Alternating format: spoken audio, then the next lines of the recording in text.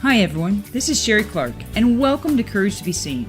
This show's for anyone who longs to take charge of their life, to create more success, accomplish their dreams, and to live in inspiring ways to be powerfully visible and visibly powerful.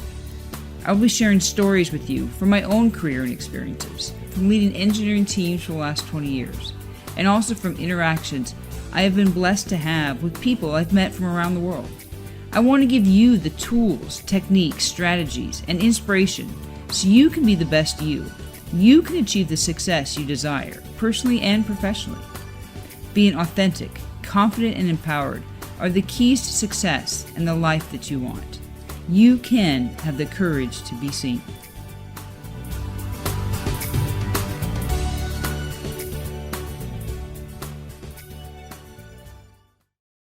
Hi, I'm Sherrie Clark, and welcome to Courage to be Seen, the podcast that focuses on helping you to achieve the success that you desire.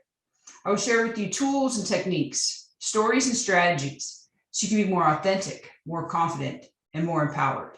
These are the keys that I've found that are really the keys to success, to achieve whatever that success might be that you want to achieve in your life. You know, how often as you go through the day, do people ask you, how are you doing?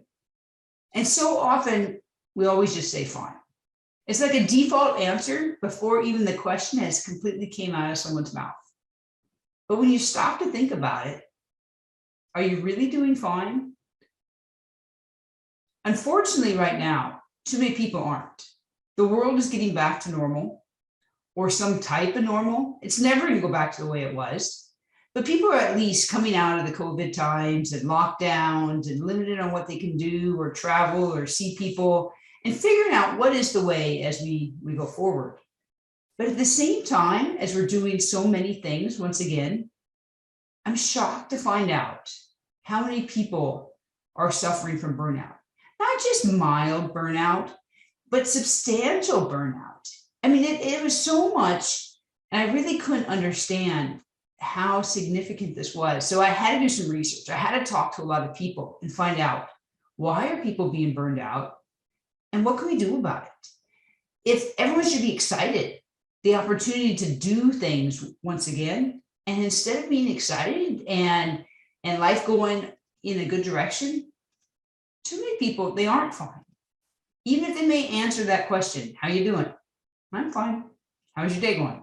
It's good. It's not good. We can't continue this. So while it surprised me so much of thinking if things are going back to a normal state, but the high levels of burnout, there has to be a way that we can go forward. So let's start with just kind of looking at, what is burnout? Because stress and burnout, they're very closely related, but they are slightly different things. You could think of stress. We always have stress. We've had stress for years. And many people actually have been overly stressed for years. The problem is when that stress just goes on and on and on, and like it's never ending, that's when we have burnout. Some stress actually can help people perform better. There's no instances where burned out people are doing better or it's a good thing. So stress can be good at times. Burnout is never good. I like to think of it as holding a glass of water. You can hold that glass of water. It's really not a hard thing. But occasionally you want to put that glass of water down. It doesn't matter if it's like an evening. Let's say you're at like a networking reception and you have a glass. And, you can probably hold it all night long. But, occasionally you put it down.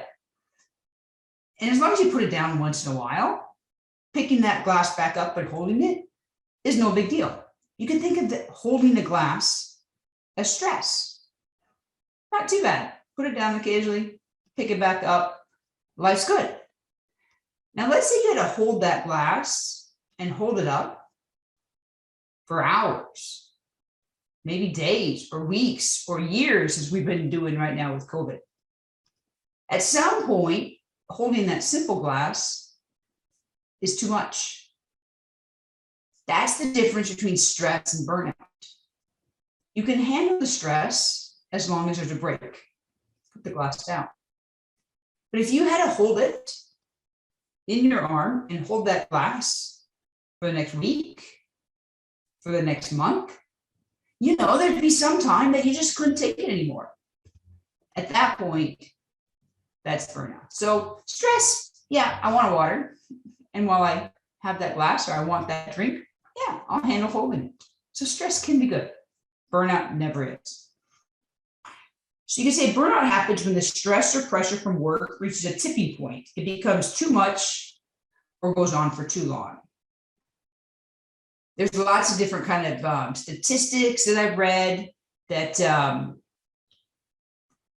it's all in like 70, 75% range, depending on how many sample size you have. But it's very much, let's just say 75% of people say in the last year they've experienced burnout.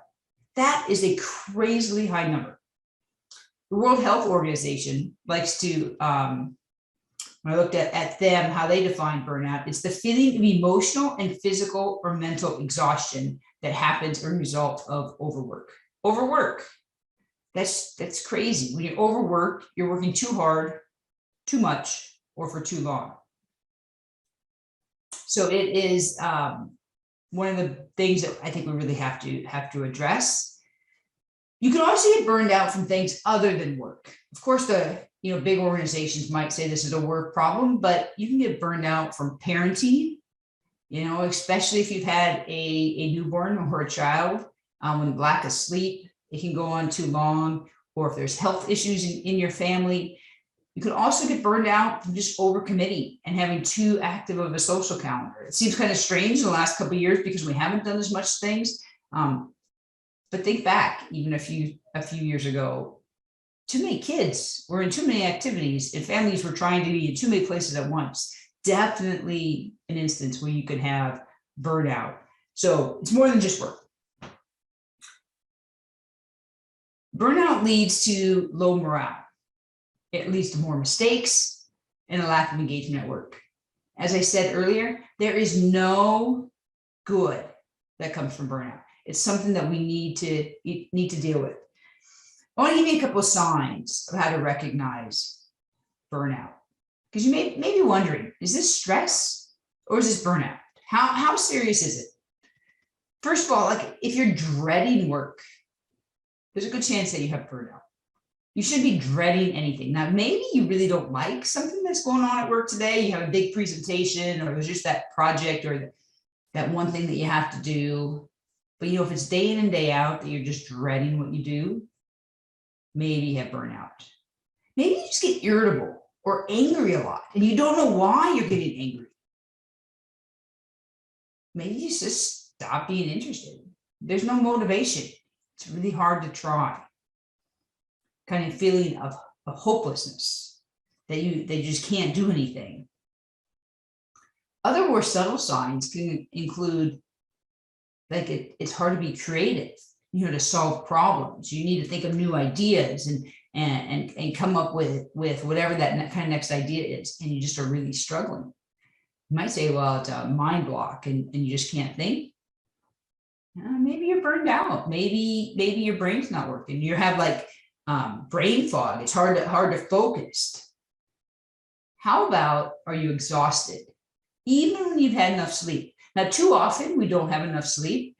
I know I could be one of this because I like to get up early and work out. And so if I'm not careful and go to bed in time that, I don't have enough sleep, then over time that can lead to burnout. However, if you are getting enough sleep and you're still exhausted and you can't figure out why, that might be it.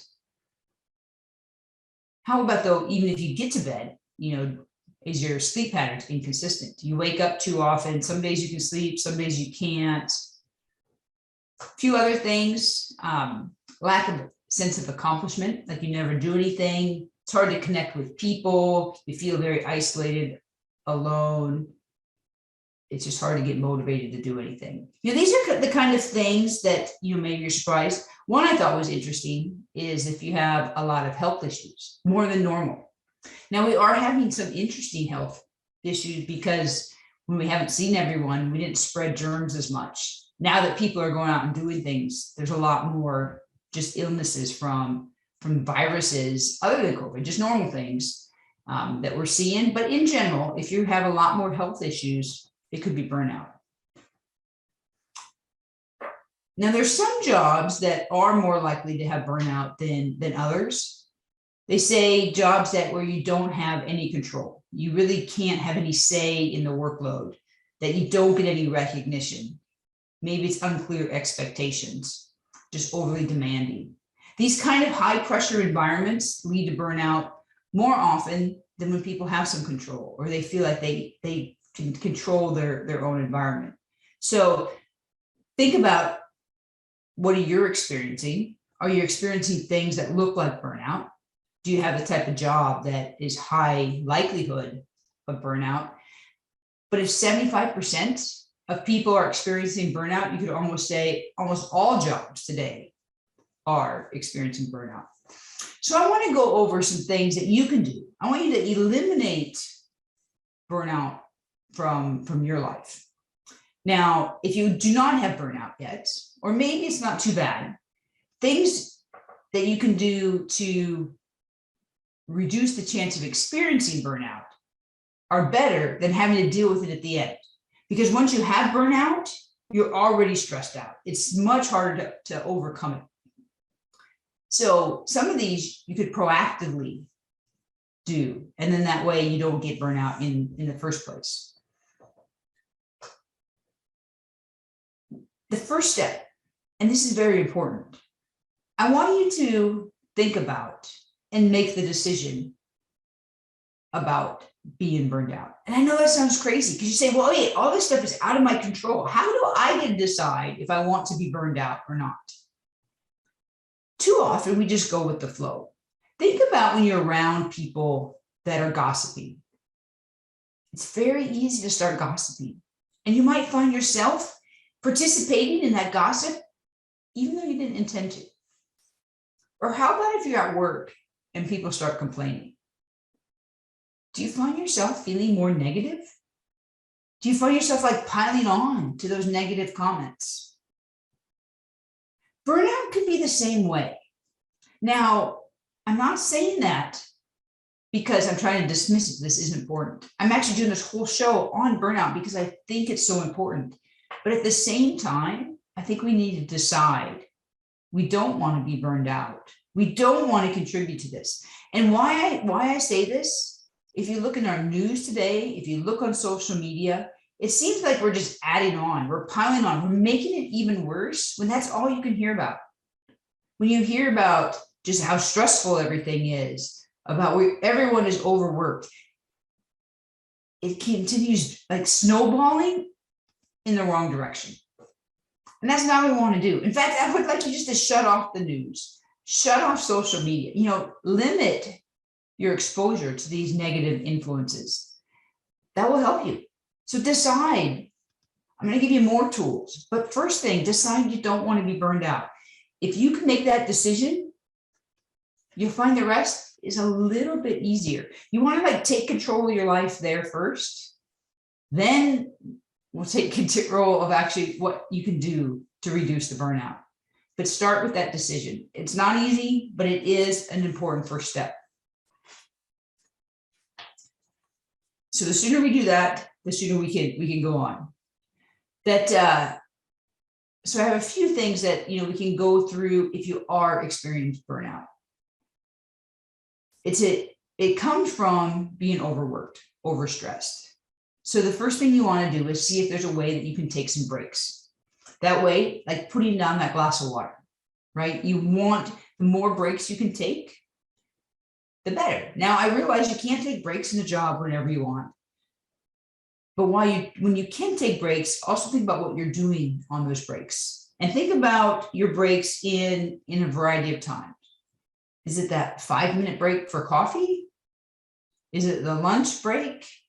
Is it a longer break from vacation or time off or a day off? Whatever it might be, make sure when you have a chance to take a break that you actually do it. Put that water down. Now, first part of it, if you're going to take breaks, it's best if you could schedule them. Now, I know that's not always possible, but think about it. Is there a way you can get that 5-minute break to go get the coffee? In that 5 minutes, don't check your email.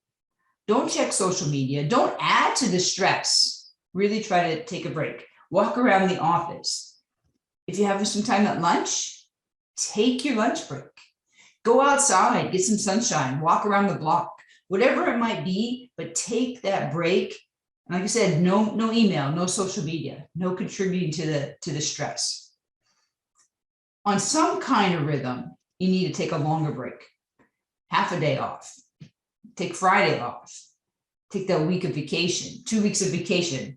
It's very hard to do, I realize that, but you need some time. And then be careful what you do with that time. I tell you, I love to plan vacations in advance. I love to do some of the vacations for this year and next year. They say, studies show that planning the vacation, getting excited about it, thinking about what you're going to do in advance of vacation, sometimes is mentally as beneficial for you as the vacation itself. So make sure that you're doing that. Too many people end the year without using up their allotted vacation. Don't have that be you. Make sure to take that time. Many times we said that burnout is because of lack of appreciation. So if there's a chance to celebrate a win, make sure you're doing that for yourself, for your team, for people around you.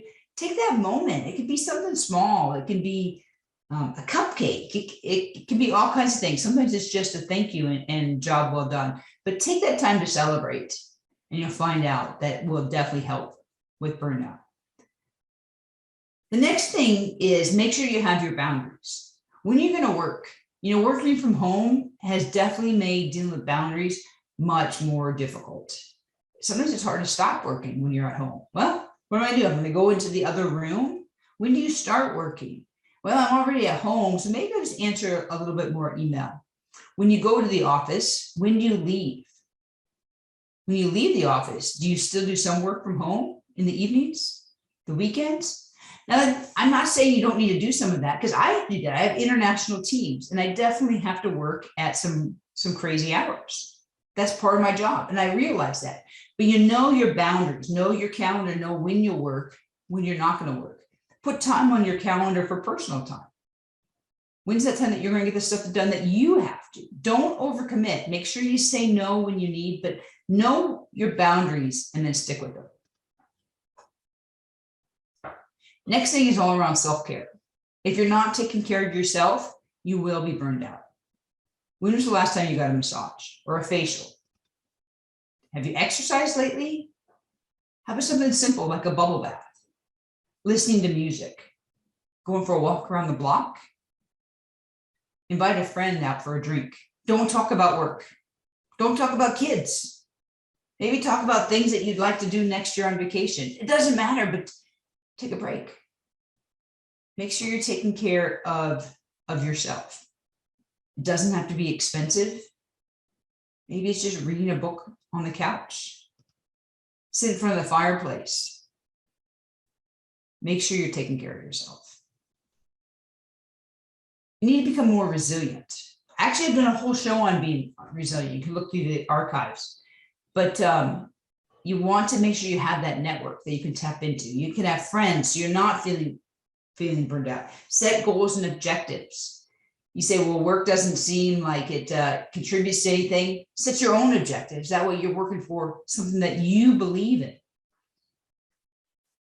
You want to be resilient, you need to get more sleep. You need to eat better. You got to take care of yourself and your own health. I already talked about you need to spend less time with social media, the news, email. It's just addictive. It adds to stress. There's very little stuff. Now, I do use it. It's great to stay in contact with people, but monitor how many hours you spend per day, per week on it. Whatever it is, cut it in half. Limit it. Maybe only use it on one computer. Take it off your phone if you need to. And the last thing that I'm going to ask you to do is reassess your relationships. Are there people in your life that are draining you of energy more than they're helping? Now, I realize you might say some of these are family, and those aren't ones that you can just like cut out of your life. I totally get that. But you want to make sure that people are helping and part of contributing to having a good life and good relationship with you. So if you have people that are just draining all your energy, you need to make some tough decisions. How much time should you spend with them? Maybe in certain amounts of time, or once a week, or only on phone calls, you can find a way to still keep them in your life, but kind of keep them in a box so they are taking less of your energy and it's more of a better balance. It's not going to keep everyone happy. I fully realize that. You're not going to be perfect in it, but that's okay. But if you do some of these things, you'll find out that burnout maybe is not quite so bad. The only way to really help solve the burnout, though, is get that break, that mental break, that physical break. Let your body kind of rest and recover and then go forward. Now, if your burnout's not so bad, or right now your burnout's not too bad, or you're already starting to do some of these things, what can you do so you don't get burned out? I think that's important too. Not just to deal with it once you have it, but how do we reduce the chance of getting burned out?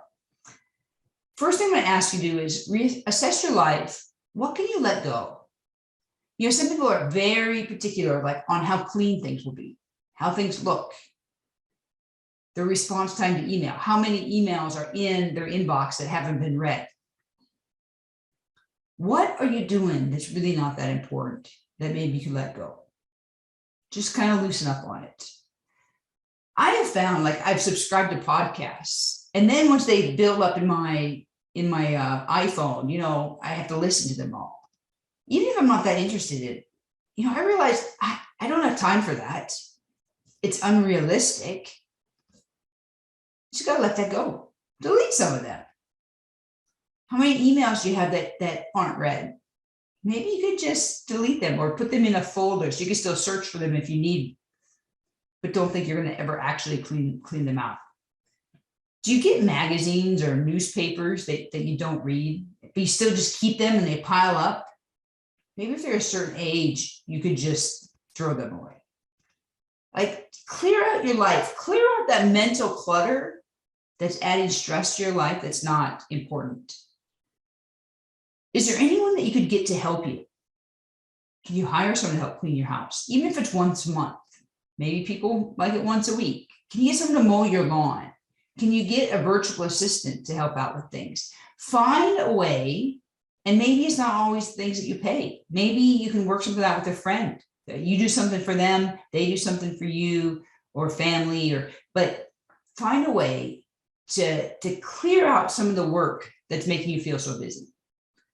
Because you may not be able to always control the work that you have, like in your day job, but maybe you can clear out some of the things outside of work, and that will keep you from being so burned out. Find a way to fill at least part of your life with more positive thinking. It can be quotes. There's lots of ways. You can search on the internet. There's screensavers. There's things you can put on your phone. You can follow people on Instagram. In fact, you could look on my account on Instagram, and I post a lot of positive messages. But find a way to put more positive thinking in your life, because this can snowball just like the negative stuff can. You're trying to take the negative stuff out of your life and add more positive. If you could get like 51% of your life to be more positive thinking, that means every day there's more positive in your life than negative. It's very hard to be burned out at that point. The interesting thing about 51% is it's not perfect. It's not like everything has to be going your way, that everything has to be good. In fact, 49% of your day being negative is actually a lot. You don't really want that.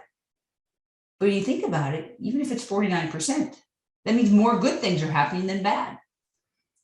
And that's what you want. And if that's the case, you won't be experiencing burnout. You'll have enough good things in your life that will offset, and you won't feel this burnout that's just stopping the world, that just blows me away. of how many people are having very severe mental issues right now because of burnout. We have to do something about it. Now, if you're leading a team, you have some extra responsibility here. You can spend a lot of time trying to figure out if your team is burned out. Just assume they are. Just assume they are, because it's such a high percentage, you can't go wrong. And anything you can do to help people that might be burned out, even if they're not quite burned out, you're still going to help them. So evaluate what your people are doing. Is it reasonable? Is there a way you can make the workload more reasonable?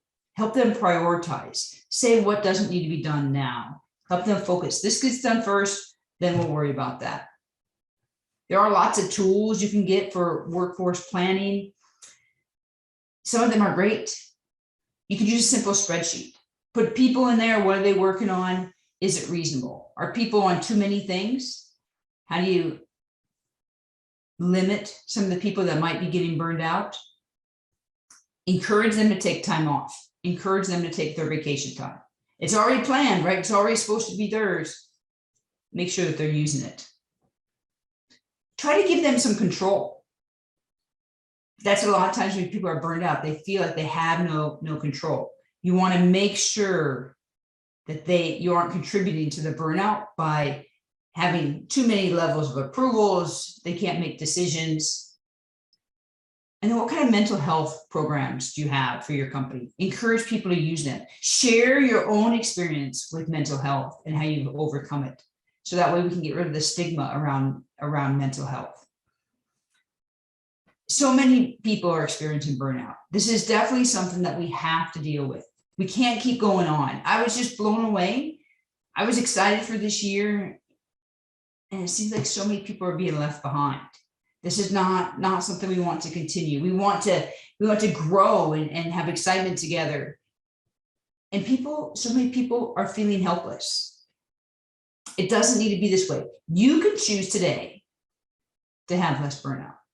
If you make some small changes, if you pick one or two of the things that I shared with you today and try to implement them, you'll take some of that control back in your life, and you will feel, oh, yes. And as you feel that little bit of break, build on it. Put that glass down once in a while. And then you know you can always pick it back up and keep going. And you will help solve this burnout problem if you do that.